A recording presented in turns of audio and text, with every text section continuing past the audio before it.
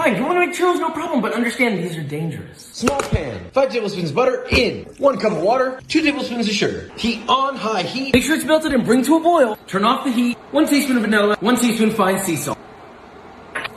1 cup all-purpose flour. Stir. Till thick with 3 C's. Now let this cool For 8 to 10 minutes, brother. 3 eggs, one at a time. Egg. Mix. Egg. Had to switch to a whisk. Egg. Mix. And an egg yolk. Mix one more time. till nice and smooth. Transfer to a piping bag with a star tip. Heavy bottom pot. Fry oil. Filled a little over halfway. It's cinnamon sugar, not that hard. 3/4 cup of sugar. 1.5 teaspoons of, well, cinnamon. Mix together. Heat to 375. Pipe 5 to 6 inch pieces. Snip. It's average churro size, okay? Repeat. Fry 4 to 5 minutes. Till golden brown and crispy. Remove from the oil. Add the cinnamon sugar. Toss while still hot. Repeat with the rest. Now these are some good looking churros, but now we're talking.